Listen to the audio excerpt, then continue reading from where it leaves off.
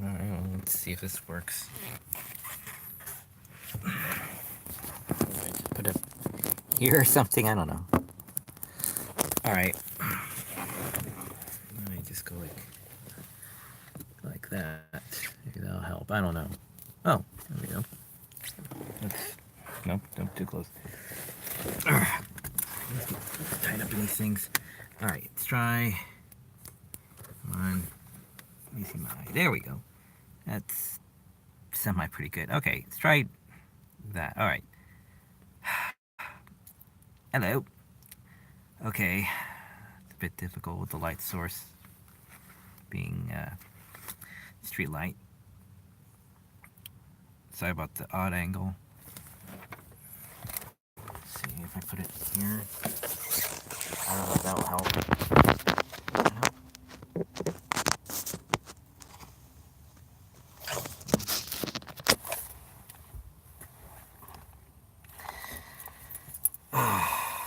Alright, well, let's do part of the review here and see what happens. Alright, so Spider-Man Into the Spider-Verse. Oh, let me start from the beginning. Let me introduce myself. I am the archivist, and I'll be talking about Spider-Man Into the Spider-Verse. So what do I think of it? Well, it is a fine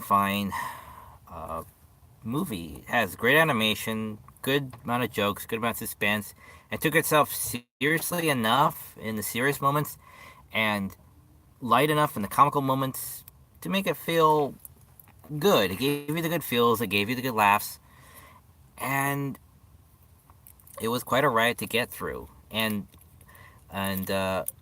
Spider Gwen was just adorable in this. She was very cute. And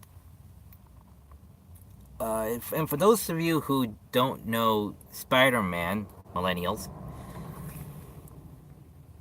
that it introduces you to Spider-Man a handful of times, even a slightly different number of Spider-Man, so that you'll get a feel for it. So if you have no idea too much about knowing the knowledge about Spider-Man, you get the knowledge of Spider-Man through various different stories, through various different comics or universes. So you're very well informed in a fairly quickly amount of time, and um, yeah, it's a rip roaring adventure. I highly recommend it. Uh, the weird, almost stop motion CG animation is top notch. I like it. It has good, vibrant colors. It gives you a good sense of mood lighting. And that's about it. I'd say go watch it yourself because it's a good introduction of this about the Spider Verse. This would be my third Spider Verse storyline I've seen, by the way. Anyway, so all right, Mary Poppins. Okay, to be honest, when I was a kid back in the day, I could not for the life of me watch this the first time through. Second time, couldn't. You know, it was just when it got to that middle part, it just got so slow. You know, and it just says, just get to where you need to go already. You don't need to be here to do this. And so I would leave. It wasn't until my mid-teens that I finally managed to sit still long enough to get through the midpoint and then watch the end. And then I realized it was a good film. Well, more so of a good film. And watching this film, I'd say it's rather nice because has it has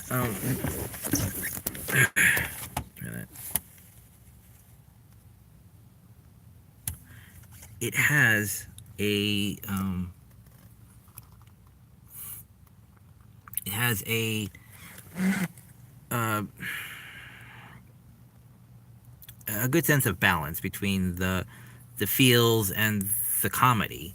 You know, the comedy is light enough that it works, and the feels are warm enough that that's nice. The only issue I have, much like in the first film, is this one scene with the lantern lighters during their one of their big um, uh, uh, uh, you know songs. Is that it's kind of needlessly, it's kind of a needless scene because they go through this whole song and dance, and it's like, just get to the next scene. It's okay. We don't really need this. We already know who they are. We already had this in the first film. So having it again in the second film just felt a little. The only time it felt repetitive and needless. Everything else felt nice. Everything felt like not a retread or a repeat, but it kept the concepts vague enough in the plot that when it felt more in the vein of Mary Poppins rather than like 48 hours and another 48 hours. This feels more like Die Hard 1 and Die Hard 2, where, yeah, a lot of the similar stuff happens, but it's different enough to not feel like a retread, so it's good enough. It's good enough. Um, a couple of old faces do show up. The one I recognized more than anything else is Jessica Fletcher from Murder, She Wrote shows up. That's the only real cameo I remember off the top of my head. I know there are at least a couple of others. And Dick Van Dyke. I honestly would have sworn that guy was dead by now, but he shows up for a scene. And let's see what else. It's a good story. Mary Poppins, I think, comes in as a bit more of the book Mary Poppins, I think, or something like that. I Again, I would have to watch them like back to back and read the book to really be sure. But I feel she's more in tune for the in with the book than she is the with the first film. Because the first film, she was not this dismissive. Honestly, she acts more like the Doctor in this than anything else. Um, more contradictory speaking. When she speaks, that's how she talks. She sounds a lot more like the Doctor, saying, "Oh, it's impossible," and this and that. So she sounds more like how the Doctor would speak. And then in the first film, I remember off the top of my head. But still, I like them both. They both have, you know, they both get their message across in both films, in both different ways that they go about it, which are similar enough that it feels like it's the same person or character, but also definitely betrayed by two different, states of time. Our time and their time is what I mean. Um, so yeah, it's a good film. Has solid animation. I miss the 2D animation stuff. Um, they made it look just as good as they did back then, which what caught my eye back then, and afterwards is when I lost interest. You know, not that the um, Chim Chim Cherie song wasn't entertaining. It was just we needed to just kind of get the plot going a little bit. But yeah,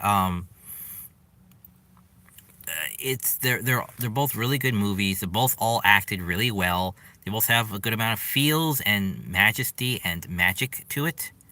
This has a lot more magic than the first one because, again, like the book, it's kind of just everywhere, just a little under the surface than what you're used to. I kind of would have liked it better if that was a bit more true, like in the book, how like characters that you see are a bit more magical than you were led than you would think. Kind of like Mary Poppins, like Mary Poppins super light. I thought that would be kind of cool. Like the lighters and that lady who walks her dog, who's just not a running gag, but a recurring background character. It would be kind of nice just to see her just kind of like have a bit of magic herself. But whatever. But it's still a good, solid movie. Okay, so I don't know how jittery this thing is for the live. Every time I go live, it's all jittery. But anyway, take care, and I hope to see you soon. And I hope this looks a lot better than I think it would be. All right. So until then, fair, faithful viewer, remember, see you at the movies.